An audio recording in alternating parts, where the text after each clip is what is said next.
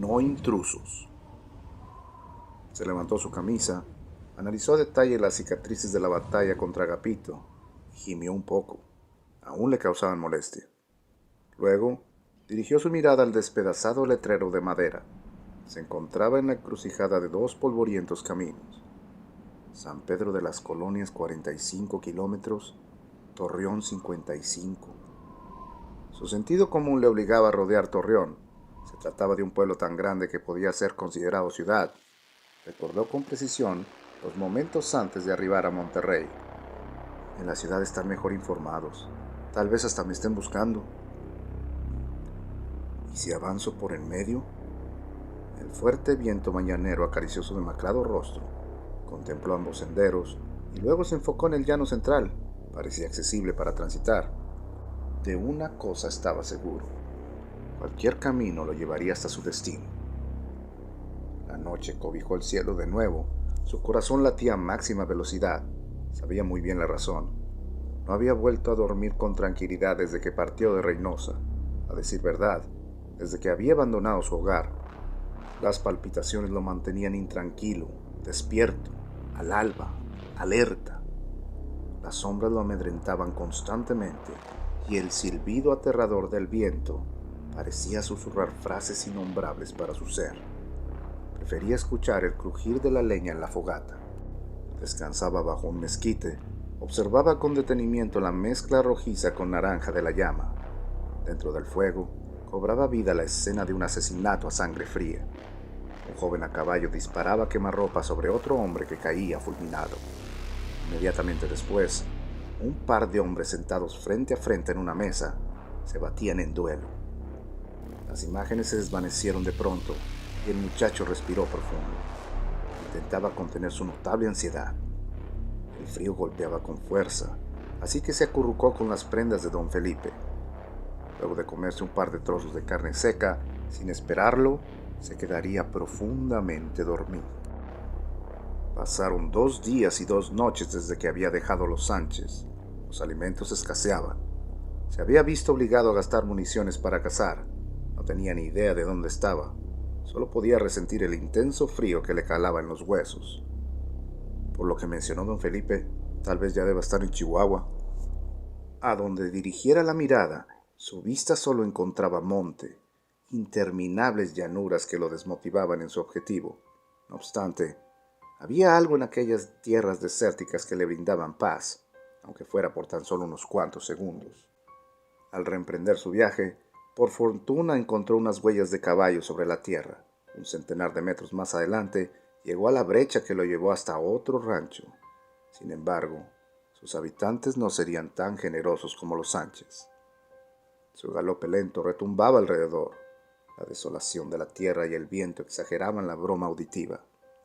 Luis escuchó un rechinido desagradable a la distancia, sobre el porche de un viejo jacal. Entonces afinó su vista y divisó una lámpara apagada, meciéndose de lado a lado en la puerta principal. Había llegado a aquel rancho sombrío. Examinó el lugar, lucía sucio y abandonado. Pensó que podría descansar por un día y entró sin invitación al terreno. Luego amarró su caballo en el barrote de la entrada para inspeccionar y abrió la puerta pequeña del triste patio. Avanzó unos metros mientras se cubría los hombros por las fuertes ventiscas. Sin esperarlo, la puerta frontal del rancho se abrió. Salieron 2 hombres y una mujer con armas y apuntándole. Luis nunca había imaginado tal recibimiento. De hecho, ni siquiera esperaba gente habitando el lugar. Levantó las manos sin remedio. «¡Tranquilos, tranquilos!». Los hombres descendieron los 3 escalones del porche y lo encararon con cierta distancia. Entretanto, la mujer le apuntaba con su rifle desde la puerta principal. «¿Qué te trae por acá? ¿Qué es lo que quieres?». Una bola de paja se atoró en los pies del joven vaquero. Observó con cautela a sus oponentes y habló con sumo cuidado. «Vengo desde muy lejos, solo busco un lugar para descansar. No pensé que estuviera habitado, les pido una disculpa». El más joven de los habitantes se acercó con lentitud. «¿Llevas algún arma?». No tenía sentido mentir. El tamaulipeco presintió lo peor. «Varias», contestó, a lo que los habitantes respondieron reafirmando su posición y apuntando temblorosos. «¿Qué te hizo pensar que estaba deshabitado el rancho? joven pensó rápido. Tendría que responder algo ingenioso y empático. Por la misma razón que ustedes piensan que soy una amenaza, la apariencia, un tanto descuidada y sucia. El fronterizo esperaba una sonrisa, alguna muestra social que los conjuntara, no que los enemistara, pero únicamente sintió la inconformidad de la mujer al fondo. Supongo que no han tenido tiempo para limpiar, añadió. La frase no cayó en gracia, aunque Luis tampoco lo esperaba así. Sus manos temblaban como si presintiera la inminente acción. «Dame tu arma, chistosito», exclamó el muchacho que se encontraba más cerca. «La llevo de perder, chingao», pensó. El viento arreció su viajar y se estampó en los cuerpos de los presentes. Luis miró a su oponente cercano con fastidio. «No se va a poder, amigo. Yo tampoco confío en ustedes». Los habitantes entrecruzaron miradas nerviosas al ver que el muchacho no cedía, aún siendo desfavorecido 3-1. «Ya dispárenle al chamaco ese», refunfuñó la mujer molesta. Enseguida su marido la calló. «Espérate, vieja», retornó su vista al intruso. «Entonces, ¿cómo le vamos a hacer?». El tamaulipeco empezó a sudar frío, lo que era la prueba de su evidente nerviosismo, pero su gallardía lo hacía afrontar esta situación. «Pues me puedo ir en este momento, les aseguro que no nos volveremos a ver. Pero si no les parece», movió sus pies para desentumirlos. «Pues entonces que pase lo que tenga que pasar». Segundos después, observó a su rival más cercano y agregó: «¿Ves? ¿Ya ves por qué no puedo darte mis armas? Las puedo necesitar». El grito de la mujer se escuchó desde atrás. «Si no le disparan ustedes, lo haré yo». Jaló el mango de su rifle preparándose para disparar. Luis bajó las manos velozmente, pero los dos hombres, pistola en mano, lo amenazaron más rápido. «Carajo, estoy muerto otra vez», sopesó decepcionado. «No te muevas», gritó el que parecía ser el padre de familia. Al instante se dirigió hacia su mujer con nerviosismo. «¡Chingada madre, mujer! ¡Entra al rancho! ¡Ahora!». La mujer obedeció a regañadientes las instrucciones de su marido. «Dijiste que te ibas, ¿cierto?». El hombre recitó las palabras de Luis. «Sí», asintió. «Y jamás nos volveremos a ver, te prometo». El contacto visual entre el fronterizo y el joven del rancho era tenso, un movimiento en falso, y se desataría el enfrentamiento. El habitante apuntaba al intruso mientras que éste rondaba la mano derecha por su arma. La voz del padre de familia resonó en aquella gélida y nublada mañana. «Váyase de aquí, muchacho. No lo queremos volver a ver». El tamaulipeco había sentido mentalmente, pero su rival cercano no dejaba de mirarlo con reto. «Claro que se va a ir, papá, pero primero voy a quitarle sus armas». La tensión creció. «Ponciano, ya déjalo ir», gritó nervioso el padre de familia. «No te atrevas, Ponciano», arqueó la ceja derecha el tamaulipeco. El arma del joven inquilino se paseó demasiado cerca por el rostro de Luis. La intensidad del momento elevó las pulsaciones hasta ritmos insostenibles. De pronto, Ponciano intentó tomar el arma desde la cintura de Luis, pero descuidó por completo su propia pistola. El vaquero fronterizo aprovechó el momento. Con su mano izquierda tomó la pistola de Ponciano y con la derecha sacó su Colt como rayo. La llevó hasta la frente del terco inquilino. «¡No, no lo hagas, por favor!». El grito desgarrador del padre de Ponciano estalló desde el fondo del rancho y de su alma. La puerta de la cabaña se abrió feroz y desde el otro lado salió corriendo la mujer, también pidiendo clemencia por su hijo. «No, por favor, no, llévese lo que quiera, pero no lo mate, por favor». Luis presionaba con fuerza su pistola en la frente de Ponciano. Pudo notar cómo derramaba una lágrima sin hacer gesto alguno. Sus miradas no se desconectaban.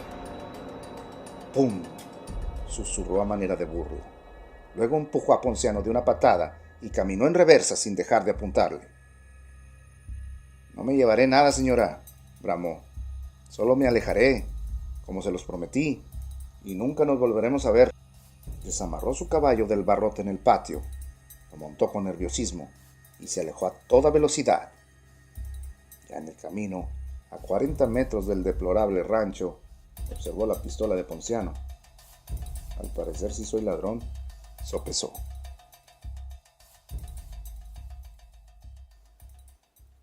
El samaritano de Bermejillo. Buenas tardes. ¿Me podría decir por favor si estoy en Chihuahua?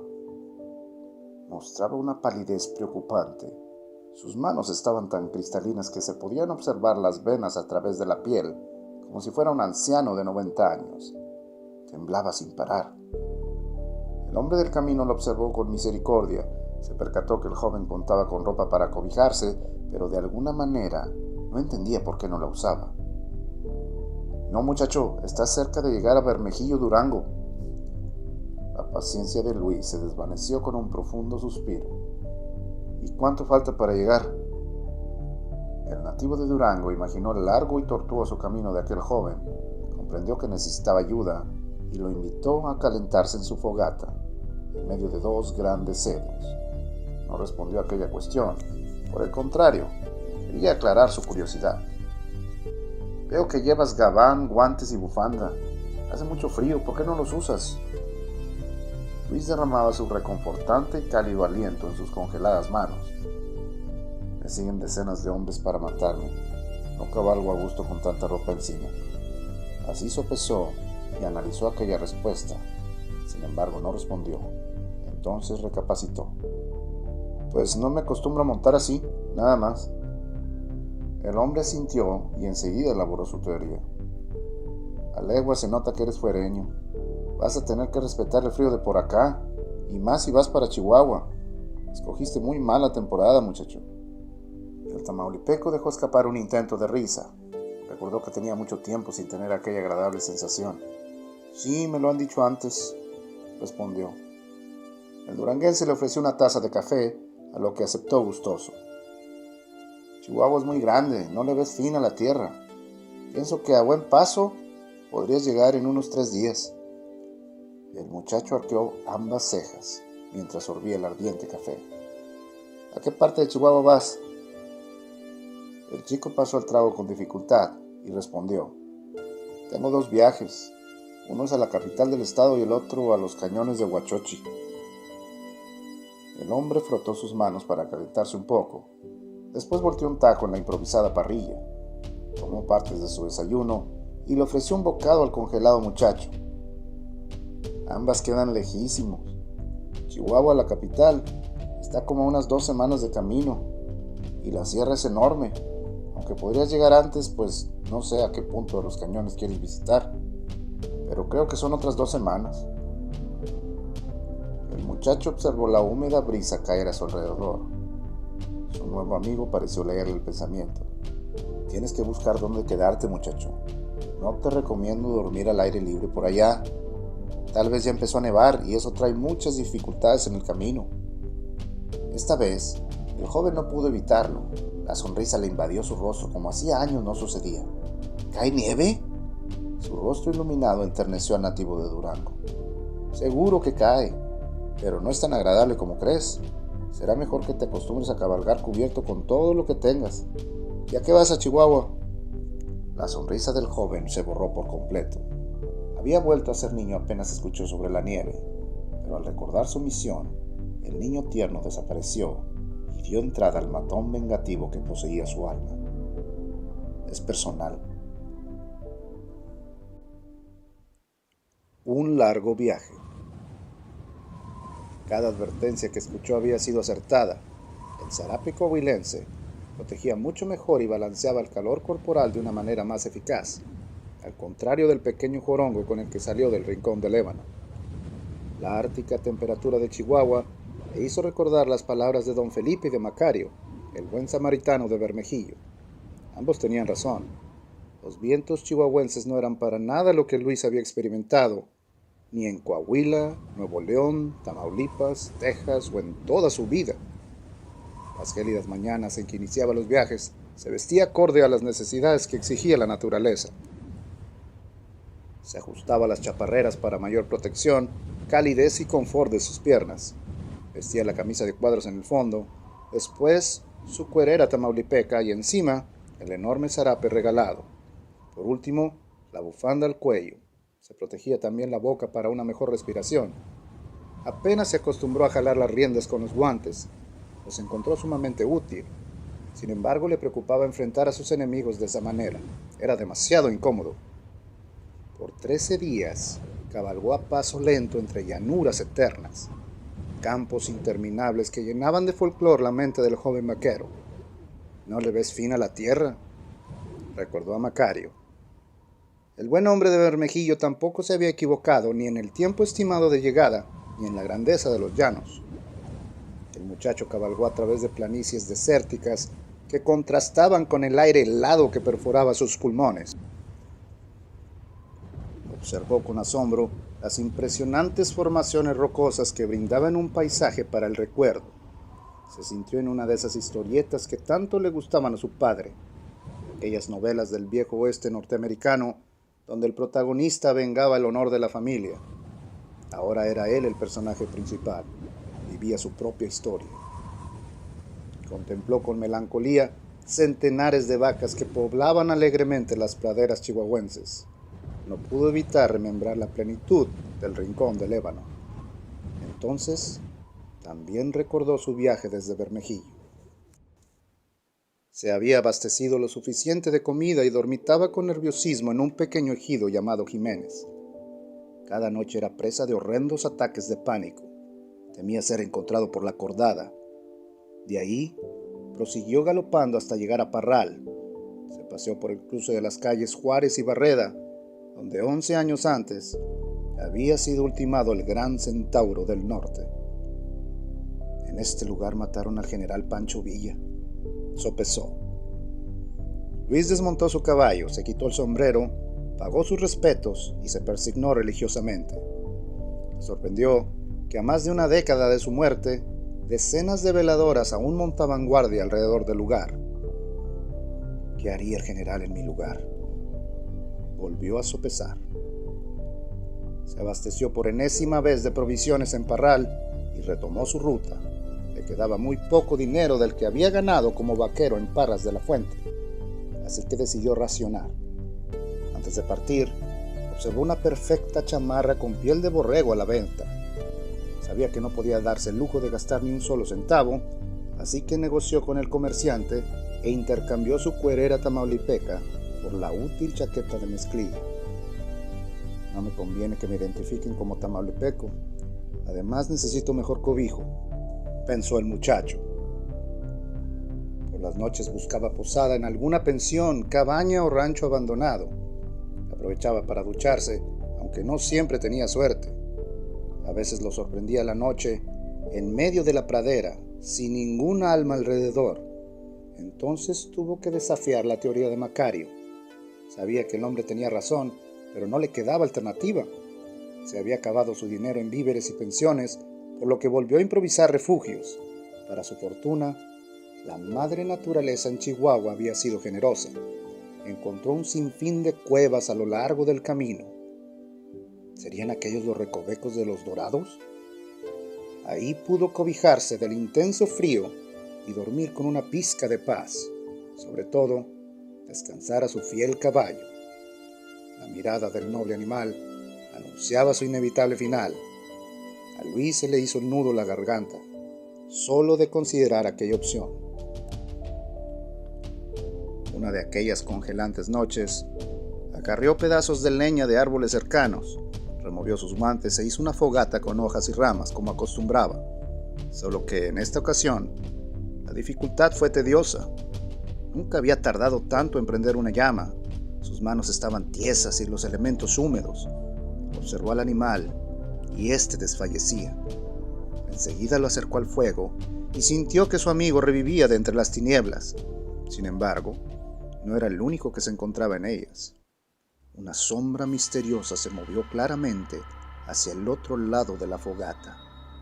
El vaquero se levantó lo más rápido posible, dadas las circunstancias, y la persiguió. Su mente funcionó a marchas forzadas. Consideró la presencia fantasmagórica de sus enemigos caídos antes de pensar en la cordada. Aquella silueta pequeña se alejó con rapidez impresionante. Su velocidad era inaudita, pero definitivamente real. No se trataba de ningún juego mental. Esa noche no pudo conciliar el sueño. Durante las noches siguientes, analizó decenas de situaciones mientras se calentaba en la fogata. Pensó en su familia, sus enemigos asesinados, los dos que le faltaban en la lista. Pensó en el camino a la perdición que había tomado, en sus finanzas rotas, en su caballo moribundo.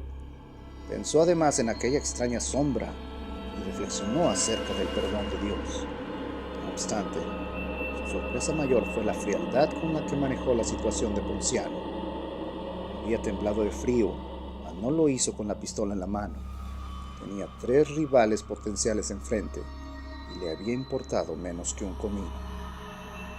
Hace tiempo que dejé de ser un niño. La sierra. Como por arte de magia, el paisaje territorial tuvo un cambio. Las enormes planicies desérticas se transformaron en un verde asombroso. Nuevos caminos intransitables y de terribles accesos desafiaron la voluntad del muchacho. Sin esperarlo, estaba inmerso en la majestuosidad boscosa de la enorme sierra. Rodeado de pinos, encinos y cedros, su temor disminuyó, pero un nuevo problema lo aquejó. La temperatura había descendido unos cuantos grados más y al muchacho le preocupaba el estado de su débil caballo. Descendió de la montura y avanzó a paso firme dirigiendo al animal. Así prosiguió la subida, por un sendero boscoso en una de las tantas montañas de la sierra. 2 horas más tarde, contempló la colosal belleza natural. La vista del acantilado lo dejó sin aliento. Palmeó la cabeza del caballo y sin dejar de admirar la maravilla de la naturaleza, lo consoló. Ya llegamos, amigo, ya llegamos. Entonces escuchó un desagradable ruido entre los matorrales. Sabía que era seguido por alguien, pero también estaba seguro que no era nadie peligroso. No quiso dejar de contemplar el sublime paisaje del atardecer. Lo tomaré como un gran acierto de mi buen amigo Macario.